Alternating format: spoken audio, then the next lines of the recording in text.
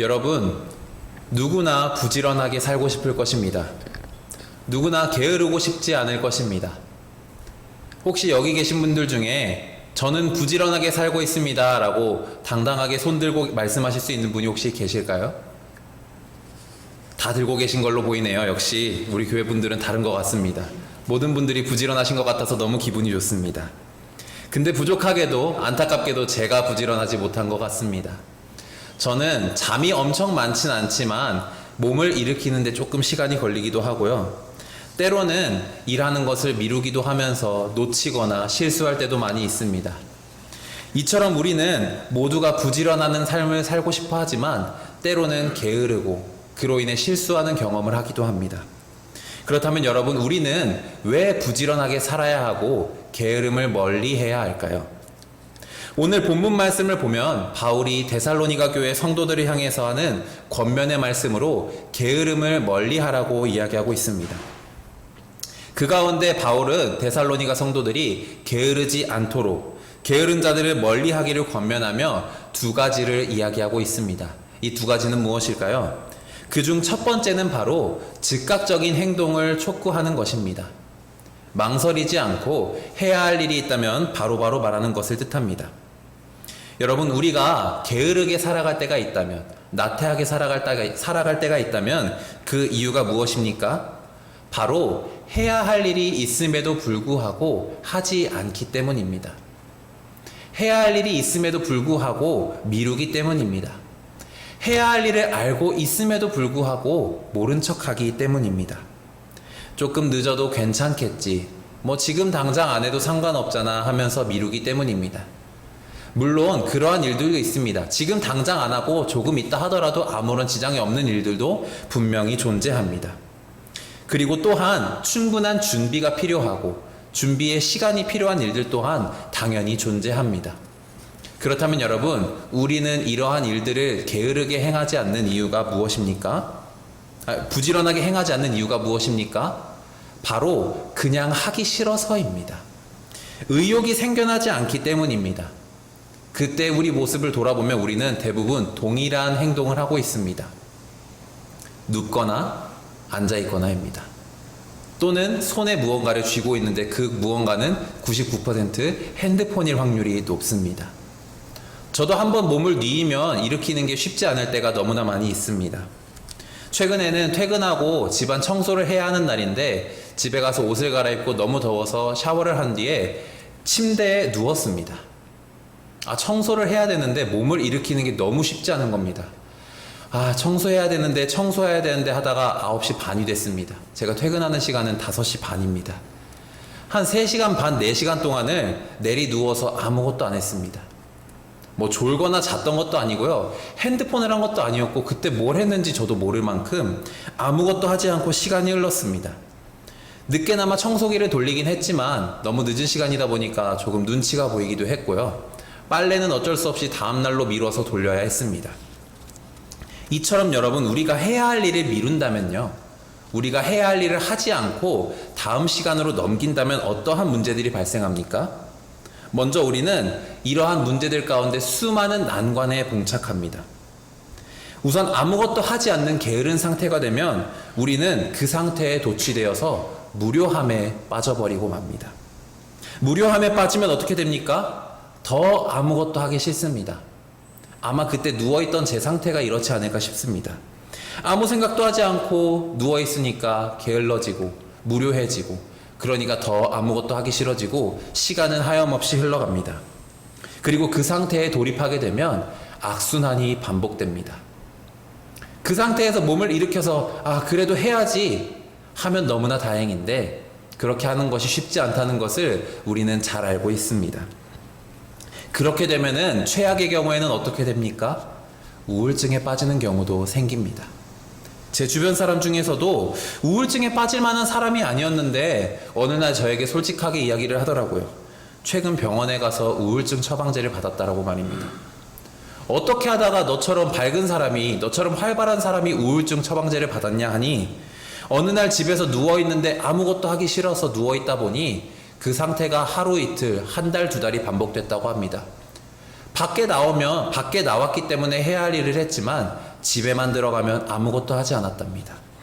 그리고 그것이 시간이 지날수록 밖에서도 영향을 끼치기 때문에 병원에 가서 의학의 힘을 빌렸다고 하더라고요. 근데 이 친구도 정말 대단합니다. 이 친구가 병원에 갔더니 의사 선생님이 이렇게 이야기하더랍니다. 병원에 오신 것부터가 정말 다행입니다. 게으름에 빠지고 나태함에 빠지신 분들은 병원에 오는 것조차 싫어합니다. 병원에 오는 것조차 힘들어한다고 말입니다. 왜 그렇습니까? 힘들어하고 아무것도 하기 싫으니까 병원에 갈 생각도 하기 싫은 겁니다. 병원에 갈 생각을 했다고 칩시다. 그럼 어떻게 합니까? 병원에 가기 위해 몸을 일으켜야죠. 그럼 씻어야 돼요. 옷도 갈아입어야 됩니다. 머리를 감았다면 머리도 말려야 되고요. 가는 방법이 걸어가야 한다면 몸을 일으켜 걸어가야 되고, 버스를 타야 한다면 몇 번 버스를 타야 할지, 택시를 탄다 하면 택시를 부르는 것까지, 지금 제가 한 이야기만 해도 생각할 것들이 참 많지 않습니까? 이처럼 게으름이라는 것은 우리가 처음에 생각할 때는 정말 단순한 것 같지만 차츰차츰 넓은 범위로 퍼져서 우리의 삶을 피폐하게 만듭니다. 또 어떤 문제에 빠지게 됩니까? 게으르면 실수하게 됩니다. 저도 제 일을 미루다가 늦게 하거나 잘못해서 목사님께 한 소리를 들은 적이 몇 번 있습니다. 여러분의 삶에서도 아마 이런 경험들이 있으실 것입니다. 해야 할 일을 미루다가 하지 못하는 경우, 또는 해야 할 일을 미루다가 급박하게 하다가 실수하는 경우, 잘못하는 경우 말입니다. 이처럼 게으름은 우리 삶의 수많은 문제들을, 난관들을 가져오게 됩니다. 근데 이 중에 게으름이 가져오는 가장 큰 문제가 있습니다. 그것은 바로 우리가 하나님과 예수님과 더 나아가서는 예배와 멀어지게 한다는 것입니다. 제가 중등부 때 임원이었는데 이 임원 모임 가운데 한 가지 논쟁거리가 나왔던 적이 있습니다. 그것은 바로 예배 전에 하는 찬양 시간에 늦어도 되는가 아닌가였습니다. 임원을 맡게 된 한 친구가 걸어서 3분 거리인 집에 샀는데 항상 예배 전 찬양을 한 중간쯤 하면, 또는 중간에서 끝나기 전에 매번 그때만 오는 것입니다. 그래서 다른 임원을 하는 친구가 이야기를 했습니다. 예배 전에 하는 찬양도 예배의 과정인데 조금만 일찍 오는 게 어떠냐? 집이 먼 것도 아니고 너가 몸이 불편한 것도 아니고 꼭 늦어야 할 만한 이유가 있지도 않니? 있는 것도 아니지 않니? 라고 했습니다. 그러자 이 친구가 대답했습니다. 뭐 그렇긴 한데 예배 전에 하는 찬양이지 예배가 아니잖아 라고 했습니다. 그때 그때 제 모습을 떠올려 보면 저도 어떻게 말해야 될지 몰랐던 것 같습니다. 사실 많은 교회에서 예배 전 찬양에 대해서 강조하지 않는 분들이 많이 있습니다. 말 그대로 예배 전 찬양이니까 그 찬양은 조금 늦어도 되지 않냐, 그냥 일찍 온 사람들을 위해서 하는 것이 아니냐라는 이야기를 하는 경우도 있고요. 찬양하는 것부터가 예배의 시작이다, 이처럼 많은 이야기들이 나옵니다. 저희도 그때 아직 어린 나이였지만 이런 이야기로 한창 다투지는 않고 논쟁을 하고 있었는데, 그때 회의를 위해 오신 전도사님께서 말씀하셨습니다. 저희의 이야기를 듣고 우리 한 가지를 적어보자라고 하셨습니다. 그러면서 그날 갑작스럽게 타임머신을 적었습니다. 우리가 지금 적은 이 종이를 올해 우리 임원이 끝날 때 열어보자라고 하면서 각자 쓰고 싶은 말들을 적었습니다. 그리고 거기에 자신의 옆자리에 있는 사람의 지장을 찍어서 이 종이가 변하지 않았음을 증명하고 보관했습니다. 그러면서 전도사님이 그 모든 것을 보관하신 후에 이렇게 이야기했습니다. 나는 오늘 너희가 하고 있는 얘기에 대한 대답을, 나의 생각을 종이에 적었다.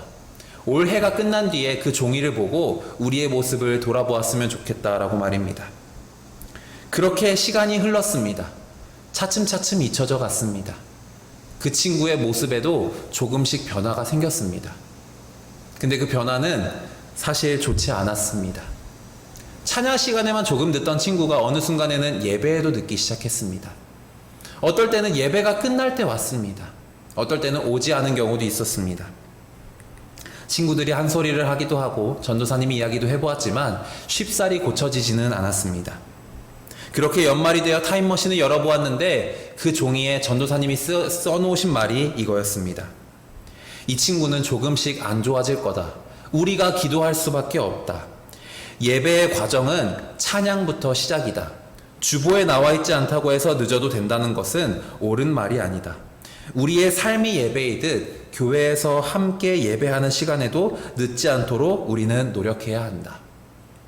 그 친구가 그 종이를 보고 회개하기 시작했습니다. 집도 가까운데 왜 늦었는지 자신도 이유를 설명하지 못했기 때문입니다. 그 친구는 솔직하게 이야기했습니다. 가까우니까 금방 가겠지 생각하며 누워있다 보니 늦었습니다. 가까우니까 금방 가겠지 생각하다 보니 잠들어 버렸습니다. 잠깐 친구를 만나고 간다고 PC방에 들렸다가 친구와 게임을 하다 보니 예배가 끝났습니다. 이런 친구의 솔직한 고백이 나오면서 우리는 함께 기도했습니다. 그 뒤로 그 친구는 변화하기 시작했습니다.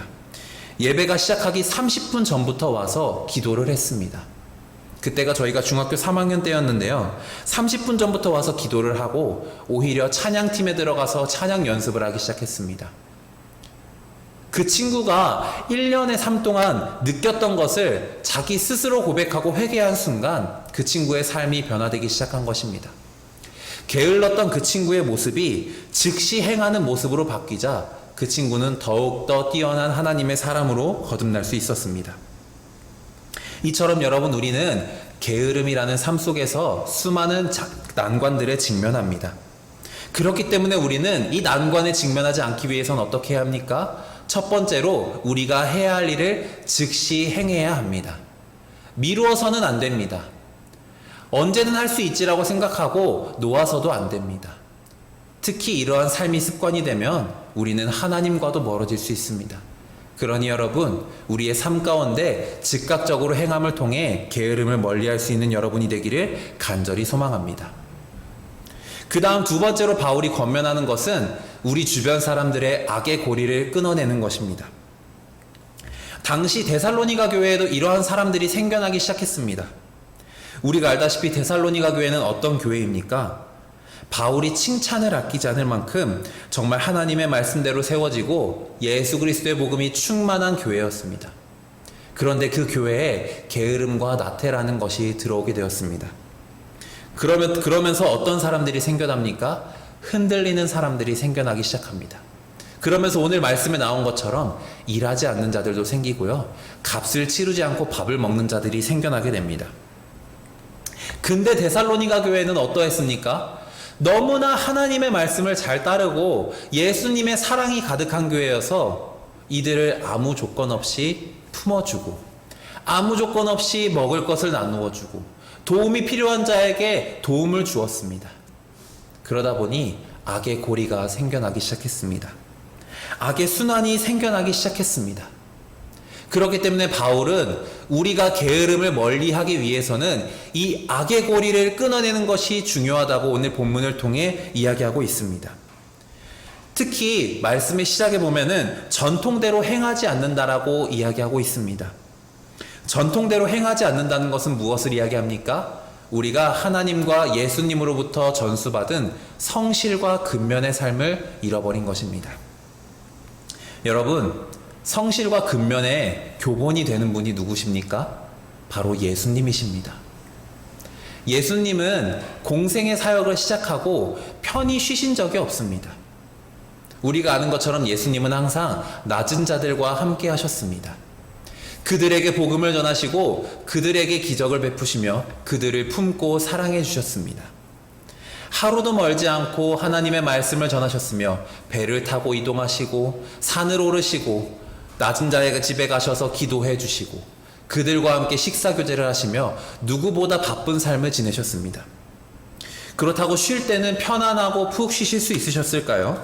아니요. 여러분, 낮은 자와 함께 했다는 것, 우리가 아는 것처럼 당시에 세리와 창녀와 같은 또는 문둥병자와 같은 낮은 자들과 함께 했다는 것은 어떤 것입니까?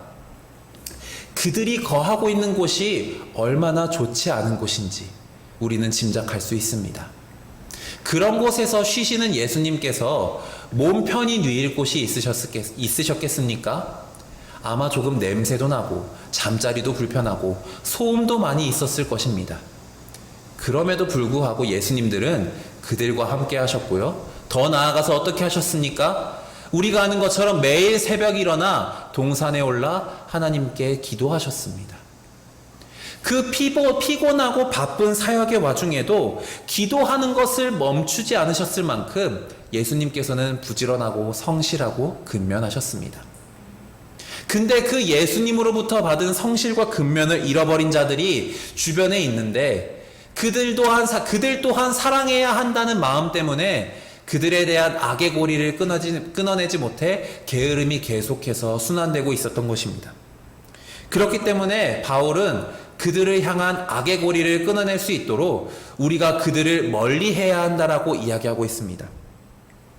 아무것도 할 수 없는 사람이 도움을 요청한다면 도울 수 있겠지만 할 수 있는 능력이 충분한 사람이 아무것도 하지 않는다면 그들을 다시금 일어나도록 권면하고 세우는 것이 올바른 그리스도인의 모습이라고 바울은 이야기하는 것입니다. 우리도 그렇지 않습니까? 주변에 충분히 할 수 있는 사람이 아무것도 하지 않는다면 그 사람 알아서 하겠지. 그래도 내가 해줘야지 하기보다는 충분히 할 수 있다면 그 사람을 세워서 그 사람이 할 수 있도록 그 사람의 일을 그 사람이 마무리 짓도록 돕는 것이 우리가 그 사람을 세울 수 있고 우리가 할 수 있는 최선의 일이 아니겠습니까?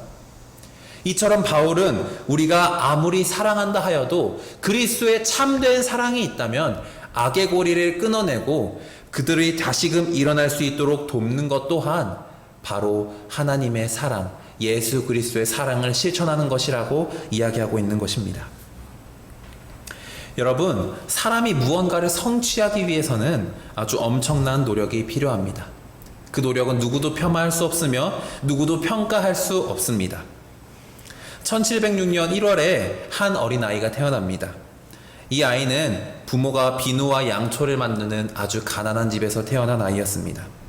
수입이 변변치 않아 가정을 유지하는 것조차 어려웠기 때문에 초등학교도 전부 다니지 못하고 중퇴하게 되었습니다. 그리고 형이 일하는 인쇄소에 들어가서 인쇄 작업을 배우기 시작했습니다. 그리고는 17살에 가출이 좀 그렇긴 하지만 출가라고 표현해 보겠습니다. 출가해서 자신이 빚을 내어 인쇄소를 차리게 됩니다. 차릴 수 있었던 이유는 그의 능력이 뛰어났기 때문입니다. 그리고 몇 년이 지나지 않아 자신의 사업 수완을 통해 24세, 만 7년 만에 인쇄소의 빚을 모두 갚고 자신의 인쇄소로 만듭니다. 그리고 그는 자신의 삶을 책으로 써 자신과 같은 사람을 돕고자 하였습니다. 그리고 이 청년은 이 책으로 큰 인기를 얻어 정치에 뛰어들게 됩니다. 그리고 이 청년은 우리가 아주 잘 아는 미국의 대통령 벤자민 프랭클린이 됩니다. 이 벤자민 프랭클린은 아무것도 없는 집에서 태어났으나 오직 부지런함, 근면과 성실함으로 삶의 성공을 이뤄냈습니다. 이 벤자민 프랭클린이 일생 중 이러한 명언을 남겼습니다. 정말로 피곤한 것인지 게으른 것인지 솔직하게 말하는 사람은 정말로 정직한 사람이다. 정직과 근면을 자신의 평생의 반려자로 삼으라 라고 말입니다. 그리고 이 말 뒤에 벤자민 프랭클린은 아멘이라고 했다고 합니다. 그는 예수님 안에서 게으르지 않고 부지런하고 근면 성실한 삶을 통해 자신의 삶의 성공을 이뤄냈고 그 삶을 통해 주변의 수많은 사람들을 도왔습니다. 또한 그 노력을 통해 우리가 아는 것처럼 대통령이라는 성취 또한 이뤄냈습니다. 이처럼 여러분, 우리는 게으름을 멀리하고 부지런한 삶을 살도록 노력해야 합니다. 때로는 조금 늘어지고 싶을 수 있습니다. 때로는 조금 쉬고 싶을 수도 있습니다. 그럼에도 불구하고 우리는 어떻게 해야 합니까? 근면 성실한 삶을 살도록 노력해야 합니다. 여러분, 지금 우리의 삶은 어떻습니까? 처음에 했던 질문과 비슷한데요. 부지런합니까? 게으릅니까? 우리의 삶 속에서 우리의 모습을 한번 돌아볼 수 있기를 간절히 소망합니다. 오늘 말씀을 통해 바울이 이야기한 두 가지를 우리 삶 속에 잊지 않기를 간절히 소망합니다. 첫 번째는 게으르지 않기 위해 즉각적으로 우리의 할 일을 해야 합니다. 그것이 우리 삶 속에 필요한 일이든 하나님과의 관계에 있는 일이든 말입니다. 특히 우리는 그리스도인으로서 하나님과의 관계와 관련된 일들을 즉각적으로 행할 수 있기를 간절히 소망합니다.